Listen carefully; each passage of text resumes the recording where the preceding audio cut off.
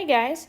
So for today, for 2.6 lesson, we're going to look at two different formats for the circle equations. So this one on top here should look fairly familiar. So this is the standard form of an equation where we could easily see the circle's center and its radius. So just to remember, our center is HK and our radius is just R. But there's also another form called general form.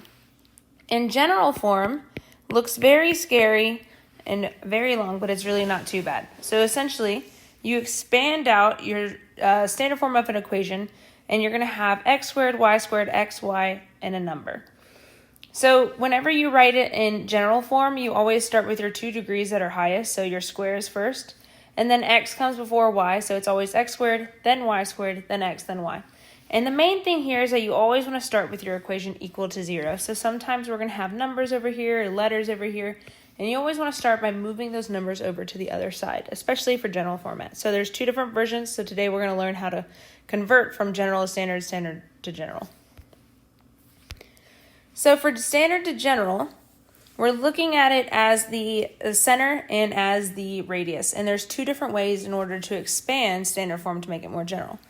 The first is foiling, which you may be familiar with if that's kind of the direction your Algebra 1 teacher took you, or the box method, which I like better just because it's a little bit more organized and just kind of easy to follow. So for x squared, that one's already expanded out. I don't have a binomial that I have to multiply out, but the y squared is not. So y squared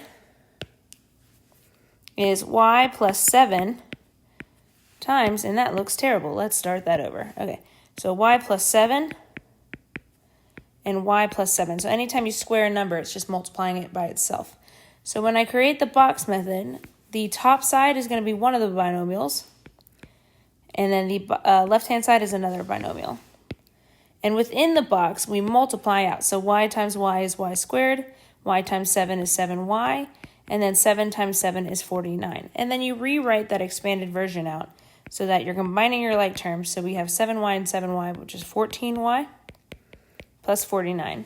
And we can go ahead and we can bring down this x squared because we're going to need him in our general form as well. And we have equals 10. And remember, for general form, you always want it set equal to 0. So I'm going to subtract 10 over.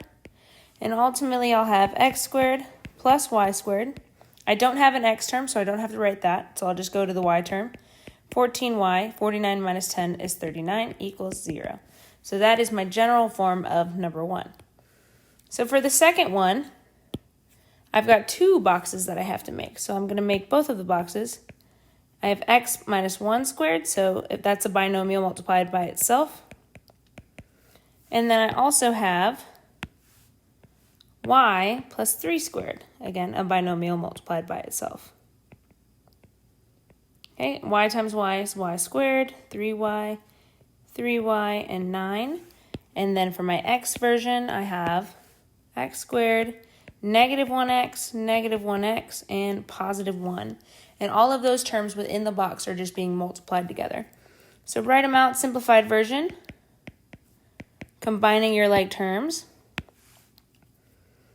Y squared plus 6y plus 9. I do have that plus sign in the middle, so that just gets transferred down, equals 9. I'm going to combine all my like terms here, which is going to be the 1 and the 9. So we have x squared minus 2x plus y squared plus 6y plus 10 equals 9.